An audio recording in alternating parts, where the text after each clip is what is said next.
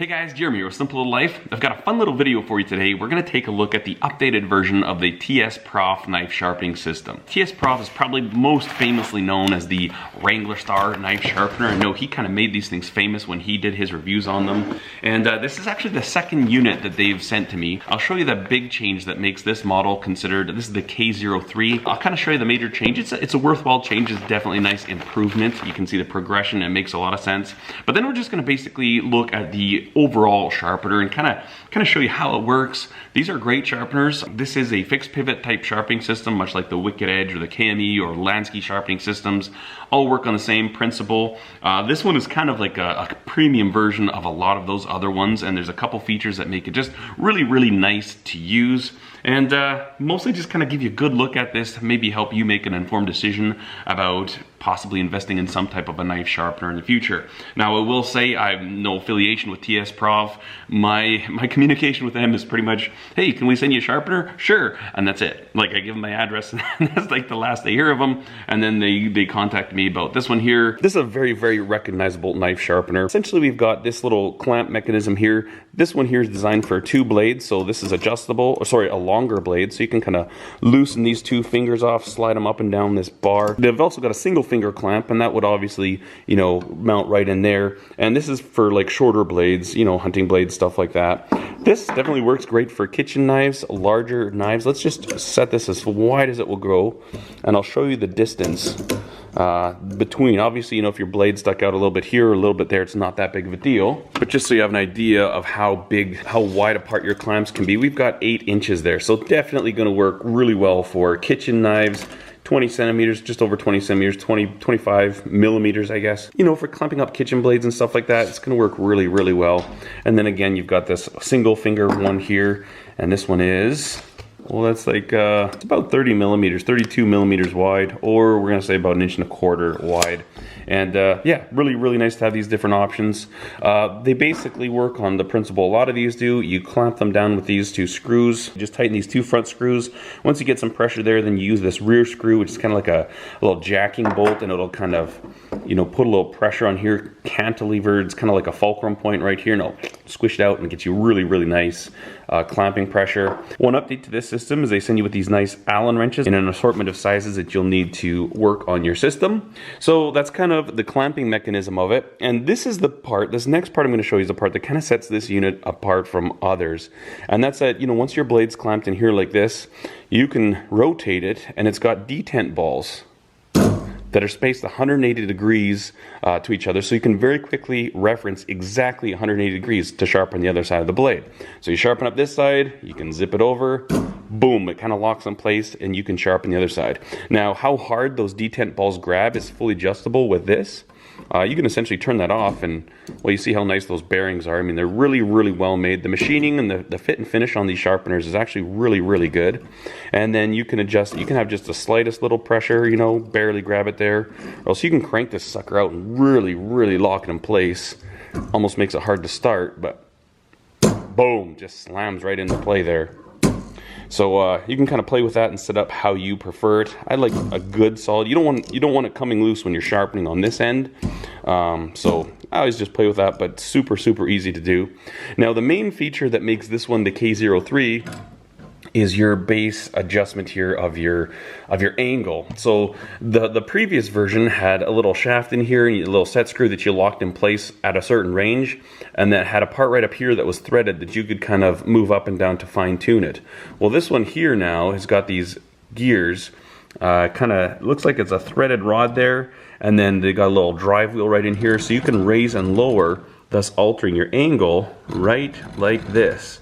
And it is actually really slick. It works really great. I think that is a really nice little feature. So we've obviously got our rod. This is the fixed pivot point, and then here is the stone holder. So it's spring loaded, and they send you an assortment of stones starting at 120 grit right here. These are water stones.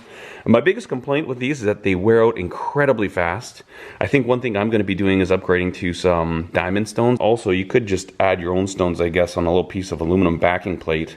Really wouldn't be that complicated, but we've got a 120, 220, 400, 600, and 1000 grit. They actually have them nicely laser etched, so you can tell very easily. The other thing is that now that I've got my truing stone for my Japanese water stones, I think I'll be able to kind kind of bring these back to flat, get a little bit more life out of them. And then they actually come with this really nice, and this is kind of new, this kind of zippered pouch. It says TS Prof sharpening, and it zips up and you can carry your stones like that. Works really nice. And then as well for the screwdrivers, they've got a little screwdriver holder, nothing fancy here, just a little tool roll idea, and you can put those in like that. Now jumping back to this whole angle of the dangle thing, what I've done is I went ahead and put a piece of bar in here and I zeroed it out so that I basically, you know, however this was clamped with a flat bar was 0 degrees. From there, I went ahead and I set this to 0 degrees on the bar right here so that these two angles were perfectly parallel. And then there's a little adjustment screw on this little needle that indicates the angle, and I just loosen that off and I set it to exactly 0 degrees, and that way I know that whatever this reads is going to be the exact angle that I'm sharpening to. So through this adjustment knob and raising and lowering our pivot point, we can go ahead and modify the angle that we're sharpening our knife to. And this system works really, really well. It's again one of those systems where it kind of takes away all the chance for human error, and you can just boom, boom, boom, sharpen away. Now, one thing I really like about this sharpening system that I wish the Wicked Edge has with these stops on the rod here. That can adjust the length of your stroke. Really nice thing about that is it will prevent you, if you set it up properly, it will prevent you from ever having a chance to scratch the bevels of your knife. You know, you can stop this before it comes too far either way, and I just think that's an absolute brilliant addition. And these things are fully adjustable with this little thumb screw. You can just move these in and out really quickly, so you know, depending on the thickness of, or the height of the heel of your blade, or whatever your blade height, you can just make your adjustments really quickly, protect your blade, protect the bevels, and it works really, really well. This unit is very, very solid. It's a big steel base. I mean, you can see everything here. This looks like 1/4-inch steel plate. The fit and finish is just really, really nicely done. And this thing's, oh, it's not light. Like, there's some girth to it, which is really nice. So that I find that when I had my rubber pads on, which I need to put them on, I just kind of little gluey, sticky things I put on the bottom, I never had a need to clamp this to the table. It didn't move at all while I was sharpening, so that was really nice. All right, so I've soaked some stones. This is going to be the specimen we're going to sharpen, the old Wusthof wet noodle. Now, it has a little cutting action to it. It hasn't been too long since I've sharpened it. I mean, I can get it to cut. It's not great, but just so we can make sure, verify.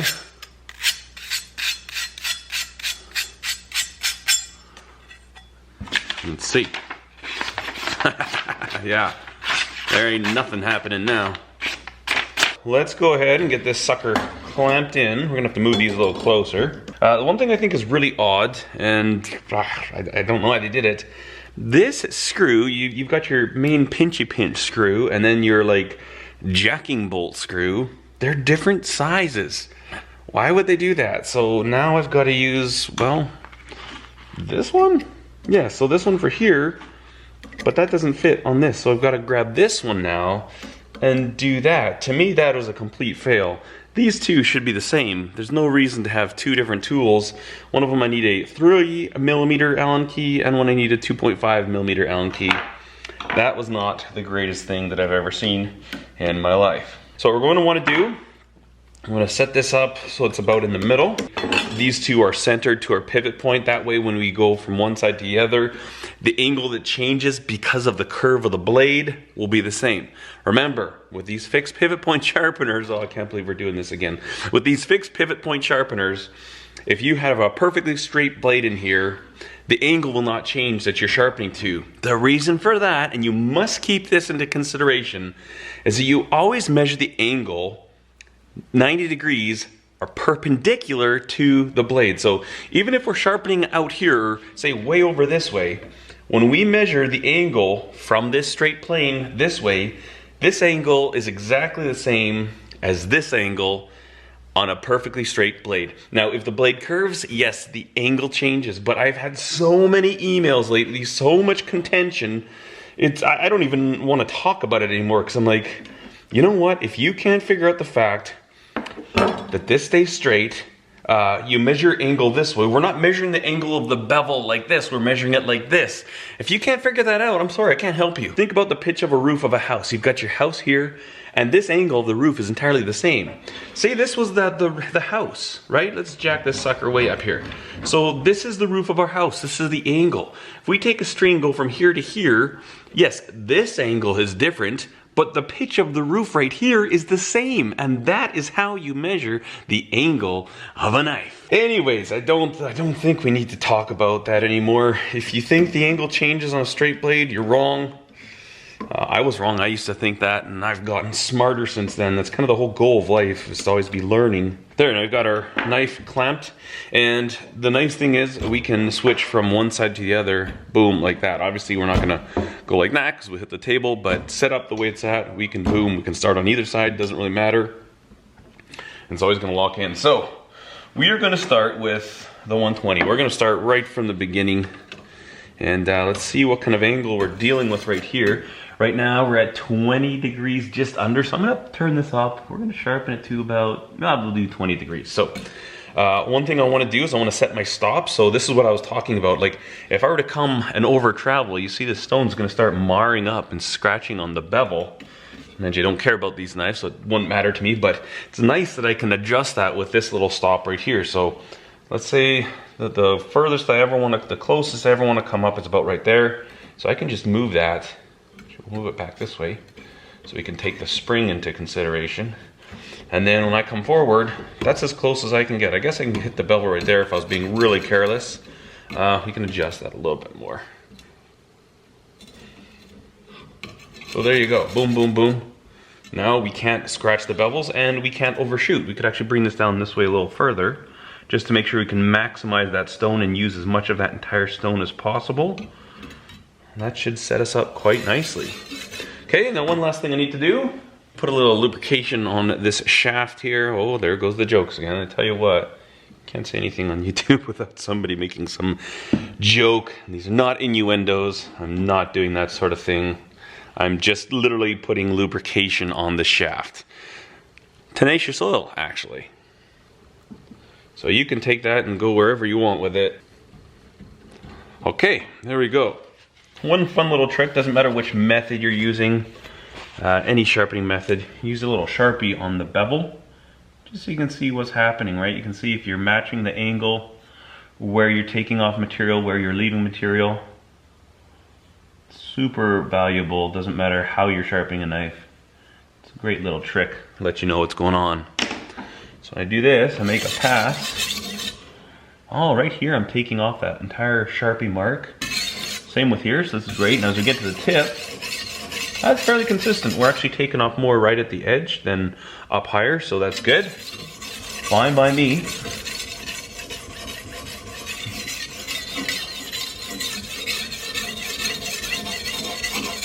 Now obviously you're gonna wanna roughly count the number of passes that you're doing. Keep them the same from side to side. See if we have a burr there at all. You're gonna want to be careful with all of these systems. Really, anytime you're sharpening a knife, the sharper it gets, the more likely it could cut you, especially if you're to slip with something like this. Having said that, keep control of the knob, and it's gonna stop right there. So I don't know, it's one of these things, yes, you can cut yourself if you're not paying attention. Okay, you're gonna flip it over, sharpen this side now. So now that we've got that bevel established, like we're down to a nice edge, all we're gonna do is refine it. And this is when it starts to go a lot quicker, because you know, we've ground that profile in, we've ground the material to that angle, and now we're just working on surface finish of that secondary bevel, and then making the little wires, the little burrs at the end of at the edge of the knife, we're just getting those smaller.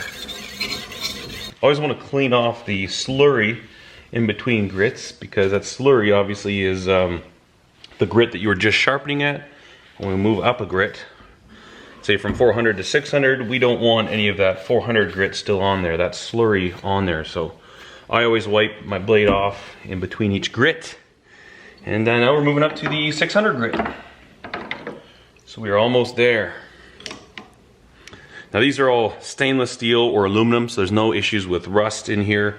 Obviously the spring, probably not, but it's oiled up. You want to keep the ball dry, but it is coated in like some heavy lacquer or something, so Now we're at 600. We'll have a couple of passes at this grit. And that edge is actually looking really, really nice. It's looking very even and consistent. I forgot, it's been a long time since I used the TS Prof. I forgot how fun they are actually. It's a very satisfying tool to use. Just sitting here cranking, do-do-do. That's a lot of fun. And it does a pretty good job too, so I guess that's what really matters. The nice thing with this is that it's, you know, it's consistency. It takes the potential for human error out of sharpening. And again, we don't need too long on these finer grits. I'm gonna call that good. We'll be at our 1000 grit. So this is it. Just putting the last final touch on it. Wipe this down. Get all the 600 off of there. All together, we're probably about 10 minutes right now sharpening. Again, not the fastest sharpening method. Okay, let's try that. Let's see what she's like there. Let's go grab a paper towel. See, so that's not bad. I mean, it's not like mirror polishing the edge, but it's nice and consistent, right? And that's kind of the key, is consistent edges from side to side.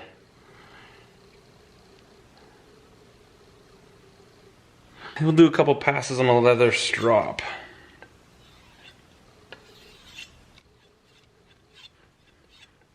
Okay, let's see what that does now. Yeah, it's cutting really good now.